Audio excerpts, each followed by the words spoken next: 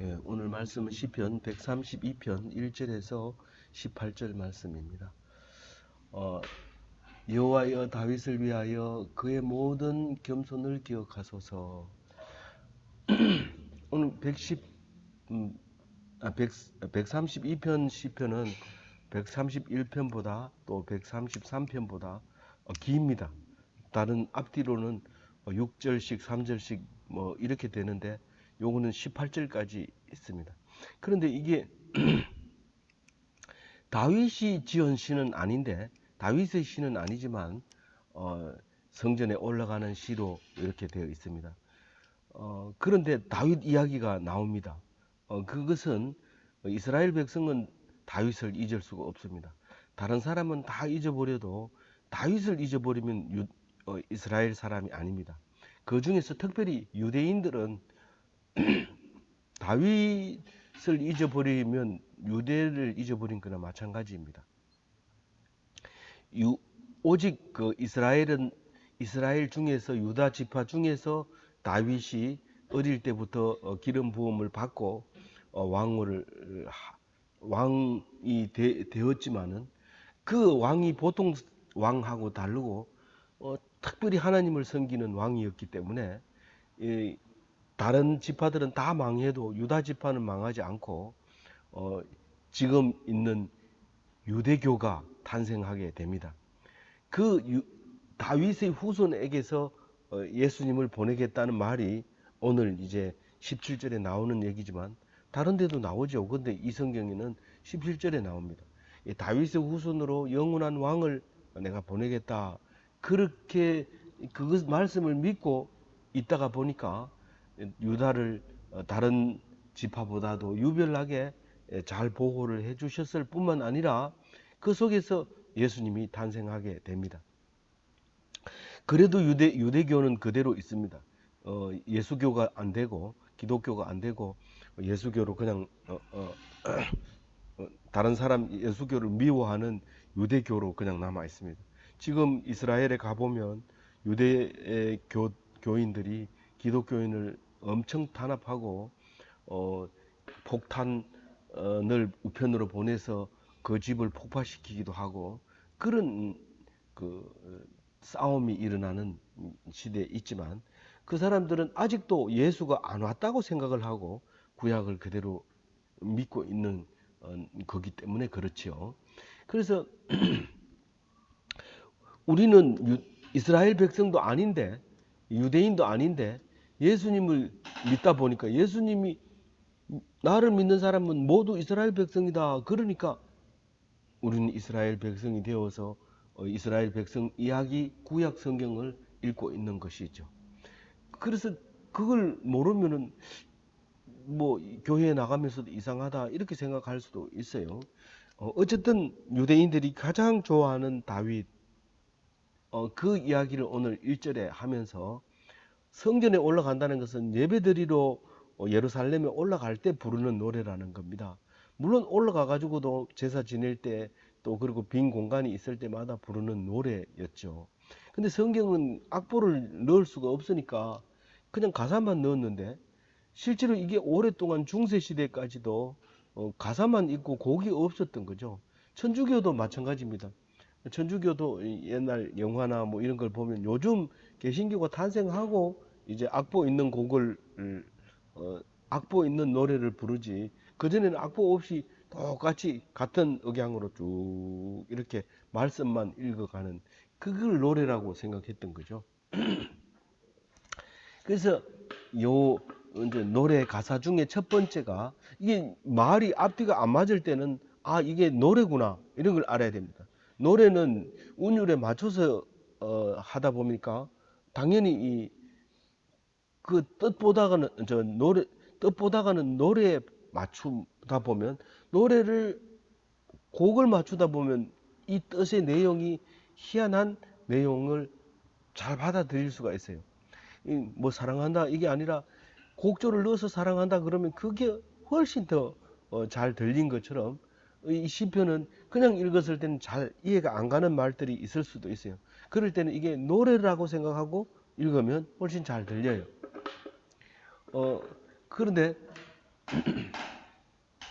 뭐라고 얘기하느냐 하면 다윗을 위하여 그의 모든 겸손을 기억하소서 이렇게 했는데 이게 겸손을 기억하라는 거구나. 그래서 묵상을 했는데 이 개역 한글, 개역 개정 우리가 지금 쓰고 있는 거는 개역 개정이고 얼마 전에 몇 년 전에 10년도 안 됐는데 그 전에 개역 한글이 이 성경이 있습니다. 우리 찬송가 불렀는 그 성경은 개역 한글입니다. 거기 나와 있는 성경은 거기에는 겸손이라고 안 나와 있고 근심이라고 나와 있어요. 근데 사실 근심이 있는 사람하고 겸손한 사람하고 어원이 같아요. 우리가 근심을 많이 하는 사람은 늘 교만하지 않고 이렇게 있죠. 그래서 교만하면 하나님이 일을 줘서 아주 근심이 많이 있게 해줍니다. 그래서 겸손하게, 강제로 겸손하게 만들어주는 거죠. 근데 하나님 백성은 좋은 일이 있어도 겸손한데 그렇게 됩니다. 그래서 오늘 이 말씀은 겸손이라는 단어를 쓰면 다윗이 얼마나 겸손하느냐 하면요. 어떤 사람은 기름도 안 붓고 왕을 하지만 이 다윗은 3번이나 기름을 붓습니다. 맨 처음에 사울이 왕 제대로 못한다고 하나님이 안 되겠다. 얘를 버리고 딴 사람을 왕 세워야 되겠다. 그리고 아주 어린 그 양을 치고 있는 그 어린 아이에게 기름을 붓습니다. 사무엘이. 그래서 사무엘이 기름을 부을 때 비밀리에 사울을 모르게 붓습니다.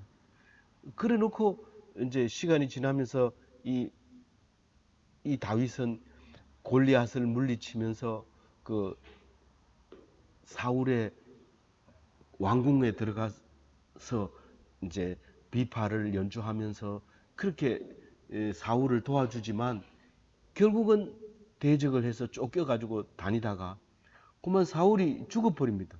죽으면 이제 기름 부음 받은 다윗이 왕이 돼야 되는데 그게 왕이 못 되고 쉽게 말하면 산적으로 이렇게 이제 명명하고 돌아다니면서 이 구석 저 구석 다니다가 잡으러 오면 도망가고 이렇게 이제 살았던 거죠.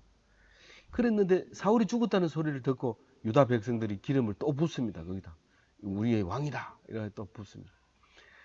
그런데 사울이 죽었으면 유다 백성이 기름 부었으면 온 이스라엘이 왕으로 모셔야 되는데 그 사울을 모시던 아브넬이 군대 장관이 그 아들을 왕으로 추대해 가지고 이스라엘 백성은 그 이스보셋이 왕이다. 사울의 아들을 왕으로 세워가지고 합니다. 그러다가 보니까 이스보셋이 나이 어리고 이러니까 아브넬이 욕심을 부려가지고 그 사울의 첩을 달라고 이스보셋한테 얘기했더니 이스보셋이 펄쩍 뛰면서 어떻게 네가 왕의 여자를 네가 달라고 하느냐. 그러니까 아브넬이 헷가닥 돌아가지고 이스보셋을 내가 아니면 이 나라가 어떻게 유지하겠냐. 이렇게 이스보셋을 야단치니까 뭐 이스보셋이 너무 어린 게 아브넬이 야단치니까 놀라가지고 뭐 오줌을 막 싸고 그런 이야기가 나옵니다. 그런 이스보셋이 놀래가지고 있는데 이 아브넬이 그만 이 나라를 그 다윗에게 바치겠다고 갔다 옵니다. 갔다 오다가 그만 그 다윗의 그 저기 군대 장관한테 죽임을 당해요. 죽임을 당하고 나니까 이스보셋이 그 소리를 듣고 기력을 못 차리고 그냥 침대 위에 누워가지고 거기서 죽음을 맞이합니다. 이제 부하들이 죽이긴 하지만 이스보셋을 죽이고 나서는 그만 유다 백성들이 이스라엘 백성들이 아브넬이 미리 얘기를 해놨어요. 우리 이 나라를 버리고 다윗을 왕으로 세우자. 그렇게 얘기를 해놨기 때문에 아브넬이 죽고 이스보셋이 죽으니까 이스라엘 백성들이 장로들이 가가지고 우리 이스라엘 백성을 다 통치해 주세요. 우리의 왕입니다. 그렇게 해서 또 기름을 붓게 됩니다.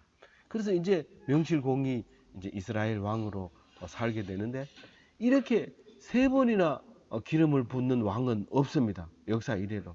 그만큼 왕이라고 기름을 붓는데도 이렇게 겸손하게 살았던 왕인데 그래서 이걸 겸손으로 단어를 바꾼 것 같은데 사실은 근심에 차 있는 이야기가 2절에 나옵니다. 3절 사실은 3절부터지만 2절은 이렇게 얘기하죠. 그가 여호와께 맹세하여 야곱의 적는 자에게 서원하기를.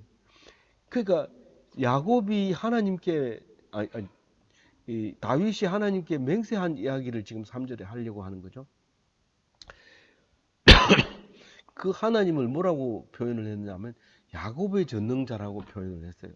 야곱의 전능자는 여호와 하나님을 얘기하는 겁니다. 하나님께 뭔 명세를 했느냐, 무슨 서원을 했느냐 하면 3절 같이 읽어볼게요. 내가 내 장막 집에 들어가지 아니하며 내 침상에 오르지 아니하고 이랬습니다. 무슨 말이냐 하면 내가 집에 안 가고 잠자리에 들지도 아니하고 그리고 4절에 일을 꼭 하고 말겠다고 서원을 했다는 겁니다. 4절 읽어봅니다.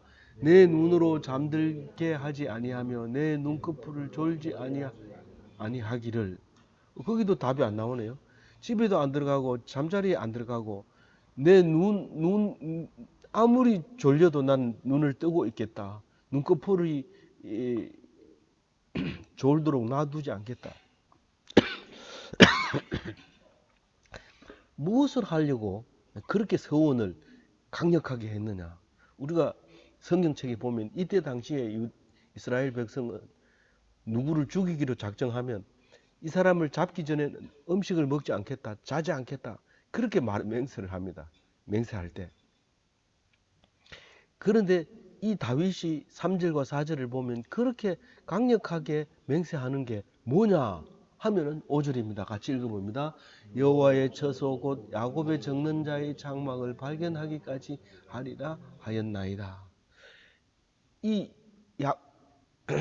다윗이 왕이 될 때 하나님이 계시는 그 법계 위에 계시는 그 하나님이 어디가 있는지 몰랐어요.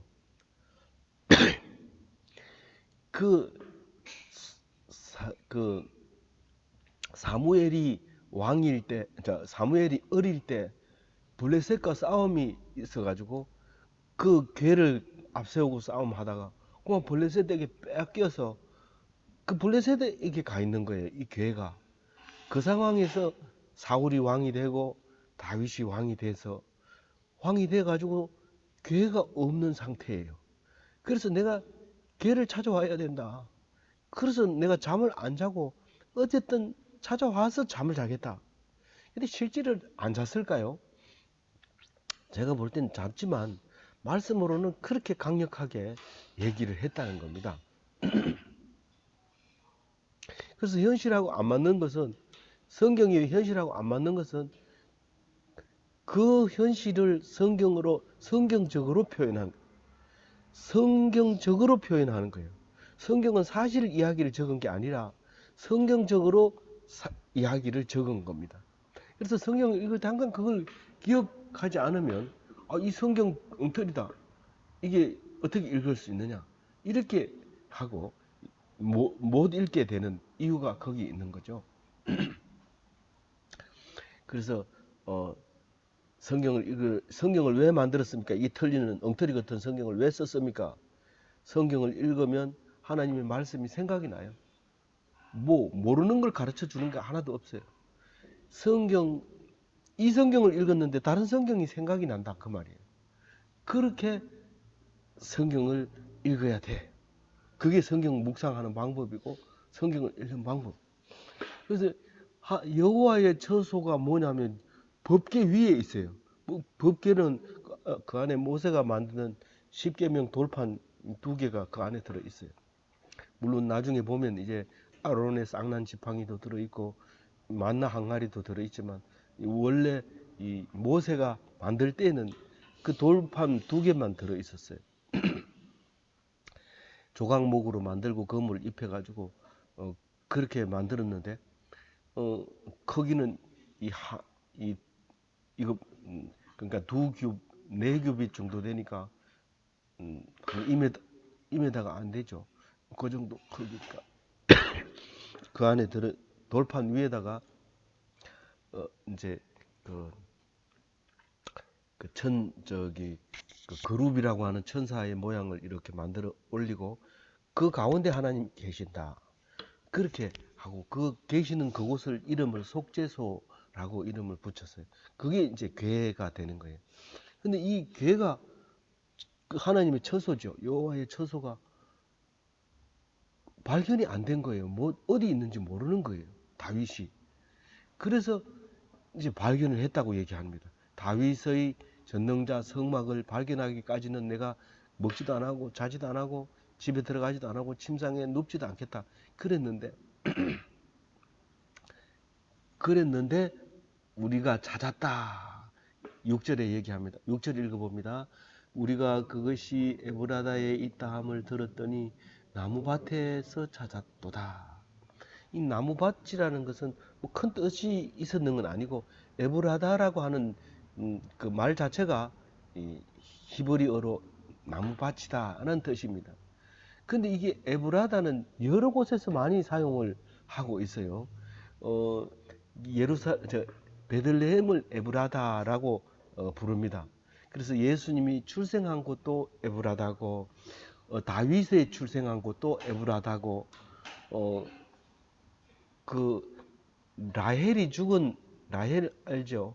그 야곱의 그 12아들 중에서 11번째 아들, 12번째 아들을 낳은 사람이 라헬인데 야곱이 가장 좋아하는 여자였죠. 그 부인이 거기서 제일 막내 베냐민을 낳다가 죽게 되는데 거기도 그 베들레헴이고 에브라다라고 이름을 불렀던 거죠. 그런 그 에브라다에 있다. 그래서 이제 그 개를 메고 옵니다. 개를 메고 오는데 거기에 보면 그 사무엘 하의 이야기가 다 나옵니다. 자기는 그 아까 내가 사실대로 안 적었다고 얘기하는 이유는 뭘 보고 얘기하냐면은 사무엘하 7장 2절에 나는 백향목 궁에 살거늘 하나님의 궤는 휘장 가운데 있도다 이렇게 얘기합니다. 그 휘장 가운데 있어서 성전을 지어야 되겠다고 한 말이거든요. 그래서 이런 것을 보면 실제로 그 이야기들을 유추해낼 수 있는 이야기들이죠. 그런데 그 다음에 사마 6장 7절에 보면 그것을 기회가 있는 곳을 알아서 이제 그것을 지고 그 모셔오는 예루살렘으로 모셔오는 이야기가 있는데 그거는 에브라다가 아니라 기랏 야림에서 메고 올라옵니다. 기랏 야림하고 에브라다하고는 거리가 적어도 한 10km 정도는 떨어져 있어요. 그런데 이게 거기 있었다고 얘기하는 것보다는 에브라다에 있다 함을 들었더니 내가 발견했더니 이 말이 주는 의미가 있다는 겁니다. 무슨 의미냐면 에브라다 그러니까 베들레헴은 다윗에게도 굉장히 가까이 있는 곳이고 또 앞으로 있을 예수님이 태어나는 곳에도 굉장히 가까이 있다고 얘기하는 겁니다. 다시 말해서 이 구약 성경을 우리가 읽을 수밖에 없는 이유는 말씀이 어떤 거라는 것인가를 알기 위해서 구약을 읽습니다. 다른 말로 얘기하면 법궤라는 것은 지금 없습니다. 지금 유대 땅에 가도 이스라엘에 가도 법궤는 없습니다. 그럼 이게 무슨 의미로 우리는 읽어야 되느냐? 그거를 볼 때 법궤는 바로 말씀이라는 거죠. 하나님이 계시는 곳이라는 거죠. 그 말씀이 어디에 있다는 거냐? 바로 가까운 곳에 있다. 내 속에 있다. 그 말을 하고 싶은 거죠. 그래서 이것은 우리가 법궤를 찾았더니 에브라다에 있다. 근데 예수님이 오기 전에는 그 예수님이 하나님이 거기 계신다고 생각했던 거죠. 그러니까 에브라다에 있다 하는 것을 듣고 찾았다는 거죠. 아, 하나님을 찾았다. 이제 하나님을 찾았으니까 우리가 모시고 편안하게 잠들 수 있겠다. 이런 의미를 가지고 있는 겁니다. 6절은. 그래서 그 7절에 보면 우리가 그의 계신 곳으로 들어가서 그의 발등상 앞에 엎드려서 예배하리로다. 아직 성막은 짓지 않고 성전을 궤만 갖다 놨지만 사실은 궤를 갖다 놓고 거기서 제사를 지내려면 반드시 성막을 비 맞으면 안 되니까 성막을 천막을 쳐야 되죠. 치는데 궤가 있는 곳으로는 사람이 아무나 못 들어갑니다. 제사장만 들어갑니다. 그래서 지성소 안에다가 법궤를 놓게 됩니다. 그리고 그 앞에서 제사를 지내는데 그걸 발등상이라고 얘기를 했어요. 하나님이 법궤 위에 앉아 있으면 발판이 있어야 될 거 아닙니까? 그 지금 발등상이라는 말은 잘 안 쓰지만 발을 얹어 놓는 상을 밥을 올려놓으면 밥상이 되고 발을 올려놓으면 발등상이 되는데 이게 말을 탈 때 밟고 올라서는 것도 발등상이라고 얘기했어요. 근데 우리는 그냥 발판이라고 다른 데 번역은 발판이라 했는데 이건 또 그대로 놔뒀어요. 이 발등상 앞에서 엎드려서 예배한다. 이 법궤 앞에서 예배하게 한다는 말이죠. 그 번제를 드리고 화목제를 드리는 그 얘기가 사무엘 하에 나와 있는 것처럼 그렇게 드리겠다는 거죠. 그래서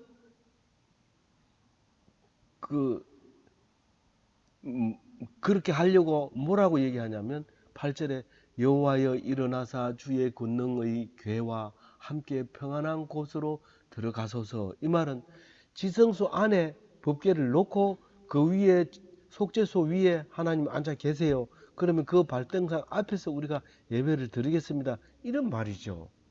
이게 노래 가사로 만들어졌다는 걸 생각해 보세요.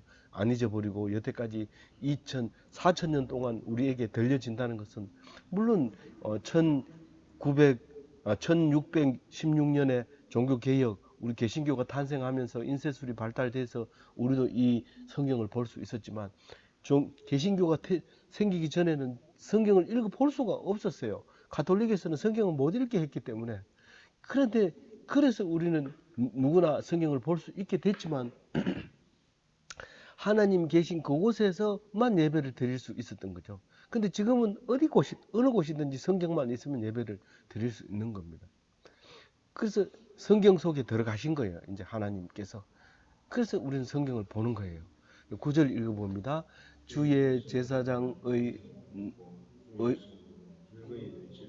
예, 이건 제사장들은 그 성전 안에 그 지성소 안에는 안 들어가지만 주로 성소에서 촛불을 켜고 떡상에 떡을 올리고 그 다음에 향로에 향을 피우고 그리고 늘 불이 안 꺼지도록 심지들을 갈고 그렇게 그 등대가 한 개가 있는 게 아니라 지금은 사람이 많이 들어가는 그 해놔가지고 솔로몬 성전만 하더라도 굉장히 여러 개의 등대가 있어서 기름을 자주 갈아줘야 됐었어요. 그러니까 늘 그 안에는 이제 누가 있어요? 제사장이 있게 됩니다. 그래서 제사장은 꼭 함부로 옷을 입으면 안 돼요. 위험해서 죽어요. 그래서 의의 옷을 입어야 돼요. 그게 에봇이라고 하는데 그게 아론 때부터 입었던 옷이에요. 세마포로 짜가지고 입은 옷이 끝에는 이제 방울도 달려 있고 수도 놓여 있고 이 가슴에는 점을 치는 우림과 둔림도 있고 보석을 달아가지고 이렇게 있는 그 옷을 입어야 되고 그것을 보면 밖에서 이렇게 보면 깜깜한 밤에 보면 이 성전 안에서 제사장이 왔다 갔다 하는 걸 볼 수 있어요. 그럼 성도들은 즐거워 외치게 되는 거죠. 그때 성도라고 했습니까? 그때 기원전 2000년 전에 성도라는 말을 사용했습니까? 몰라요. 근데 이 시편에 그 얘기가 나와요. 성도라고 나와요. 근데 이것을 보면 기독교인은 뭘로 읽어야 돼요? 어떻게 읽어야 돼요? 제사장은 성경을 읽고 묵상하고 나눠주고 설교하는 사람이라고 보면 돼요. 의 옷을 입었다는 것은 밤새도록 그 설교 준비를 하고 있는 그런 모습을 생각하면 돼요. 그걸 보면 오늘 가면 무슨 말씀을 하실까? 목사님이 어떤 말씀을 하실까? 본문은 알죠. 본문은 주보를 보면 본문이 나와 있기 때문에 이 말씀을 어떻게 해석해 주실까? 그런 마음으로 가면서 즐겁게 갑니다. 지금은 잘 그런 그림이 안 그려지지만 미국이 처음 개척을 하고 미국은 기독교인이 개척한 나라잖아요. 그래서 서부 같은 데는 마차를 타지 않으면 교회를 못 갈 정도로 멀어요. 그 밭을 가로질러서 이렇게 언덕을 넘어서 교회를 가게 됩니다. 그럼 주일날 아침이 되면은 하얀 연기가 사방에서 이 언덕에서 나고 저 언덕에서 나는 마차를 타고 교회를 향해서 달리는 그 먼지 나는 모습을 딱 이렇게 상상할 수 있는데 그게 성도들이 즐거워하는 모습으로 보여지는 거죠. 이게 이제 바벨론에 끌려갔다가 해방돼서 넘어올 때 언덕을 넘는 발은 그 소식을 전하는 발이 얼마나 아름다운고 그 소식이 복음이라 가스포리라 그, 그 복음을 전해주는 발이 아름다운데 그 달려오는 그 모습을 볼 수 있는데 그 성도들은 그걸 즐거워하는 모습을 이야기하고 있는 거죠. 성전에 올라가면서 이 시를 읽으면 우리는 잘 모르지만 이 시를 읽는 사람은 무슨 말인지 아는 거예요. 기쁨이 넘치는 거죠. 10절에 읽어봅니다. 같이 읽어봅니다. 주의 종 다윗을 위하여 주의 기름 부은 자의 얼굴을 외면하지 마옵소서. 우리는 이제 기름 부음 받았으니까 하나님 백성이니까 우리는 당당하게 멋있게 살아야 돼. 그렇게 하면 교만한 거예요. 약속은 했지만 정말 혹시 하나님 얼굴을 돌리면 어떡하냐. 기름을 부었는데도 불구하고 기름 부은 것 때문에 폼 잡고 내가 왕인데 이렇게 하지 않고 하나님께 간절히 기도하는 다윗의 모습을 그대로 누가 시편을 쓴 사람이 그대로 다윗을 닮은 시를 쓴 거죠. 그래서 종 다윗을 기름 부은 그 종을 외면하지 말아 달라고 얘기합니다. 그 기름 붓는 얘기는 이 17절에도 뒤에서 합니다. 기름 부은 자를 위하여 부은 자를 위하여 얘기합니다. 근데 이 사람들이 2000년이 지나면서 예수님 올 때까지는 2000년은 아니지만 한 1000년 가까이 되죠. 이 시를 쓴 때하고 1000년 뒤에 예수님이 오는데 이 시를 자꾸 읽다 보니까 오신 게 예수님이 오셨어. 내가 그 성경 말씀을 이루려고 왔다. 그렇게 합니다. 근데 그 기름 부은 자다. 내가 바로 성경을 읽고 있지만 내가 바로 그다.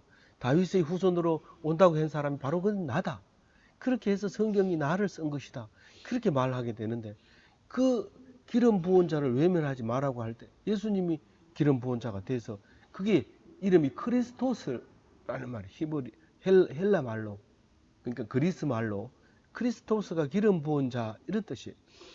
그래서 사실 예수님 오기 전에 1000년 전에도 그 이름이 있었어요. 고레스라고 하는 페르시아 왕 이름이 고레스예요. 초대 왕 이름이. 그래서 그 사람이 이 하나님을 모르는 자지만 내가 그 사람을 통해서 너희들을 해방시켜 주겠다 하고 성경에 나와 있어요. 그래서 고레스가 이스라엘 백성을 해방시켜 주고 옵니다. 그리고 예수님이 오셔서 그리스도가 오신다 할 때 예수 그리스도가 된 것이죠. 그래서 외면하지 말아 달라고 했기 때문에 예수님이 오셨다. 그렇게 말하고 있는 거죠. 11절 읽어볼게요. 여호와께서 다윗에게 성실히 맹세하셨으니 아니하셨죠. 이르기를 내 몸의 소생을 내 왕위에 둘지라. 다윗에게 성실히 맹세했다. 성실하다는 단어는 지금 와가지고는 미쁘다 하는 말을 씁니다. 하나님은 미쁘시니, 하나님은 성실하시니 이런 말을 쓰는데 성경에서 쓰는 거죠. 우리 일상생활에 그런 말 쓰면 이거 어디서 왔냐? 경상도에서 왔냐? 전라도에서 왔냐? 경상도도 아니고 전라도도 아니고 교회에서 왔다. 이렇게 미쁘시다 이런 말을 쓰면은 그런 겁니다. 사실은 그 옛날 우리 어른들이 다 쓰던 말인데 안 써서 그런 거죠. 성경에만 남아 있는 거죠. 그럼 하나님은 믿을만 하십니다. 반드시 맹세한 것은 지켜줍니다. 그래서 다윗의 후손에게서 뭐가 나온다고요?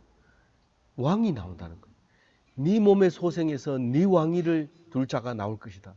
네가 최고의 왕이지만 최고의 왕을 네 소생에게, 네 후손에게서 반드시 내가 주겠다.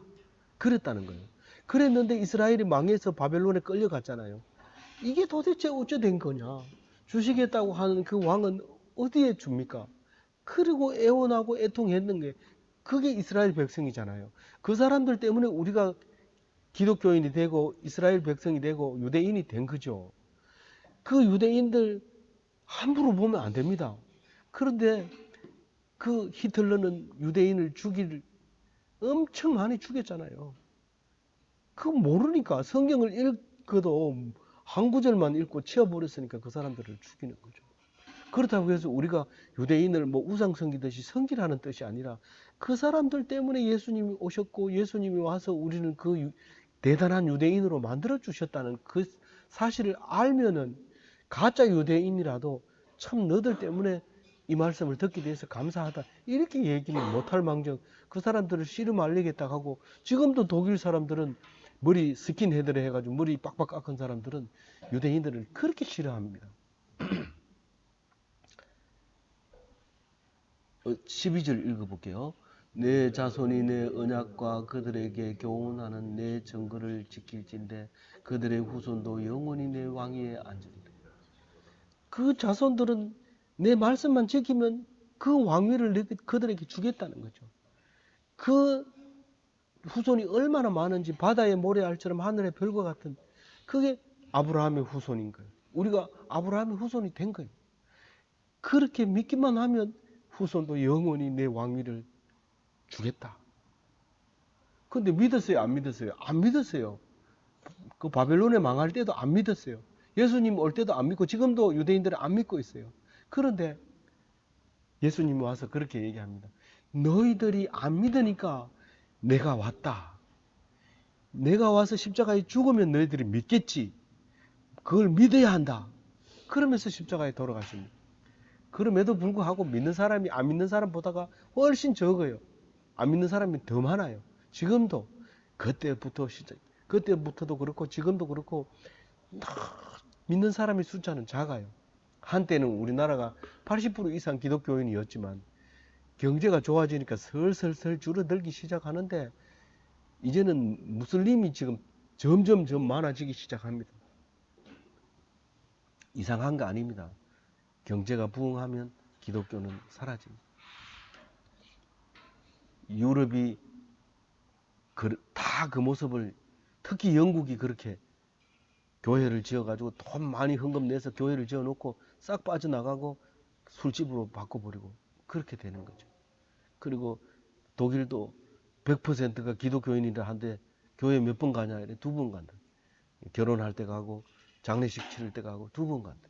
그래도 기독교인이라 성경도 안 보고 말씀도 안 듣고 물으면 기독교인이라고. 그렇게 되는 거예요. 잘 살면. 근데 또 예수님이 다시 옵니다. 예수님이 오셔서 너희들이 안 믿기 때문에 내가 죽었다. 죽는다. 그리고 가면서 내가 다시 오리라. 안 믿을 줄 알고 그 얘기합니다. 다시 올 때 그때 믿는 자를 보겠느냐? 마지막 날 믿는 자를 보겠느냐? 없다는 얘기예요. 보기 힘들다는 얘기예요. 드물다는 얘기예요. 이상한 거 아닙니다. 13절 읽어봅니다. 여호와께서 시온을 택하시고 자기 거처를 삼고자 이르시기를 이 시온이요 우습게 생각하지 마세요. 예수님이 왔으니까 시온 이거 이제는 없잖아. 근데 지금 요걸 가지고 백투 예루살렘이라 해서 지금 그 인터콥 같은 선교 단체는 전부 예루살렘으로 가려고 이제 슬로건을 내걸고 합니다. 그래서 일부는 반대하고 막 그렇게 하지만 이스라엘 백성이 바벨론에 끌려갔다 돌아오는데 바벨론만 끌려간 사람만 오는 게 아니라 전 세계에 흩어져 있는 아수르 때문에 흩어진 사람들 또 지금은 와가지고 2차 대전 때 흩어진 사람들 다 흩어진 사람들이 시온으로 몰려와야 돼. 예루살렘으로 가려고 하는데 그걸 갖다가 시오니즘이라고 얘기를 하잖아요. 근데 그 사람들은 그 솔로몬의 성전도 못 받고 뭐 스룹바벨 성전도 못 보고 그 성전의 역사를 모르는데도 시오니즘이 머릿속에 꽉 박혀 있어가지고 우리는 무조건 성전 시온으로 가야 한다. 그래서 2차 대전 끝나고 이스라엘을 2000년 동안 남의 땅이었던 팔레스타인 땅이었던 그 블레셋 땅이었던 그 땅을 도로 찾게 되잖아요. 아주 짧은 시간에, 아주 짧은 순간에 찾아내잖아요. 그 세계에 흩어졌던 디아스포라들이 모여드는 것을 우리는 시오니즘이라고 얘기를 하잖아요. 이 시오니즘이라는 생각이 엄청 대단한 생각이고 온통 성경 속에 시온 하는 거죠. 그래서 우리나라도 시온이라는 이름을 가진 사람이 많아요. 그래서 시온 이러면 너 교회 다니냐? 안 다니는데요. 그럼 너네 아버지가 다니겠는데 우리 아버지도 안 다니는데 그럼 너네 할아버지가 다니겠다. 이렇게 생각할 수 있어요. 그 시온이. 그래서 내가 시온에 살겠다. 그래서 다윗이 시온에다가 장막을 세우고 그 아들 솔로몬이 이 성전을 세워서 성막을 그 성소를 궤를 그 안에 모시고 그리고 망하고 또 스룹바벨이 세우고 나중에 헤롯이 또 세우고 그리고 또 망하고 이제는 없어져 버려요. 예수님 오시고부터는 그때는 그 필요 없어요. 그 예수님이 올 때 세운 그 성전은 예수님 돌아가시고 40년 뒤에 망해버렸죠. 그리고는 이제 다시는 성전이 안 지어집니다. 그 헤롯 성전이 마지막으로 성전은 이제 사라져버리고 없고 나머지 한 200m 남은 거 그거 돌 몇 개 놔둔 거 그거 붙들고 유대인들은 날마다 우는데 그게 통곡의 벽이잖아요. 지금 성지순례 가면 그 사람들을 볼 수 있어요. 그 시온에다가 내가 거처를 삼겠다 이렇게 얘기합니다. 그래서 시온 외에는 하나님이 안 계셔요. 예수님 오셔서는 우리 마음속에 계시지만은 그전에는 항상 거기에 계셨어요. 14절 읽어봅니다. 이는 내가 영원히 쉴 곳이라 내가 거기에 거주할 것은 이를 원하는 하나님이 정해놓은 그 시온 이게 내가 있겠다 그렇게 다윗에게 약속을 했기 때문에 거기 있는 건데 그래서 이 말씀을 읽고 인터콥 사람들을 특히 최바울 선교사 쉽게 말하면 그 이제 대표가 되는데 그분이 생각해 보면 이 시온이야말로 하나님 계시는 곳이다. 그래서 다시 돌아가자. 백투 예루살렘 이러는데 또 그 반대하는 사람은 계속해서 한 길로 가면 다시 여기로 돌아온다. 그러니까 여기가 예루살렘이다. 그걸로 가는 게 아니다. 이렇게 주장하는 사람도 있어요. 그 말 둘 다 틀린 말은 아니지만 우리가 성경 속에서 오늘 읽은 말씀 속에서는 내가 영원히 내가 거기에 있겠다 하는 것은 거기 지금 있는 예루살렘에 말하는 게 아니라 내 마음속에 예루살렘이 있다. 그 말을 예수님을 통해서 듣는 것이 더 맞지 않겠는가? 저 개인적으로는 그렇게 생각을 하고 있습니다. 15절 읽어봅니다. 내가 이 성의 식품을 충분히 복을 주고 떡으로 빈을 만족.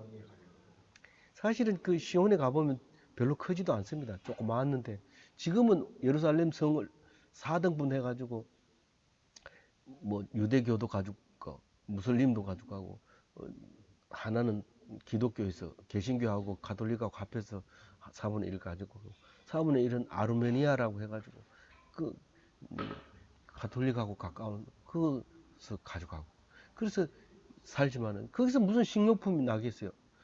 먹을 게 나오겠어요? 그렇지만 그 안에서 말씀만 잡고 있으면 안 주고 산다는 거죠. 먹고 산다는 거죠. 복을 주고 떡으로 빈민을 만족하게 하리다. 그 밥으로 거지를 배부르게 만들어 더 이상 시큼 먹었습니다. 이런 소리를 듣게 하겠다는 거예요. 그 시온에서. 사실은 시온에서 나오는 그 복이 우리가 먹고 그 복으로 다 먹고 살아요. 우리가 성경을 보다 보면 예수님을 믿다 보면은 예수님이 없다면 이 인류는 벌써 망하고 말았어요. 벌써 망하고 말았어요. 그런데 예수님의 말씀 때문에 견디고 해서 이렇게 살아온 거지. 예수님이 안 계시면 인류는 벌써 망했을 거라고 저는 사실 성경 읽을 때마다 그런 생각이 들어요. 다 믿어서 그런 게 아니라 몇몇 사람으로 말미암아 살아남는다는 사실을 알게 됐어요. 그래서 남이 안 믿는다고 손가락질 할 필요 없어요. 내가 믿어야 돼. 내가. 남들 다 믿는데 내 혼자 믿어서 나머지를 살려주는데 하나님은 그렇게 말씀하고 계시는 거예요. 그래서 다시 얘기하죠. 16절 읽어봅니다. 내가 그 제사장들에게 구원을 옷을 입히리니 그 성도들은 즐거이 여치리라. 아까도 나왔지만 제사장이 많은 게 아니에요. 제사장 숫자는 10분의 1도 안 돼요. 12분의 1이 12지파를 위해서 레위 지파가 하나가 있어요. 그 우리가 식구가 12명 있을 때 한 사람만 교회 가면 돼요. 그럼 그 가정이 사는 거예요. 둘이 있을 때 한 사람 가면 당연히 잘 살죠. 50명 있을 24명 있을 때는 교회에 두 사람 정도는 가야 돼요. 제가 주장하는 이론이 그렇습니다. 꼭 그런 건 아니고요. 그러니까 그만큼 교인이 많지 않다는 거예요. 교회 가서도 교인들 속에서도 10분의 1만 진짜다 이렇게 생각하면 돼요. 뭐 교회 안 갈 직장에서도 그렇게 생각하면 되고.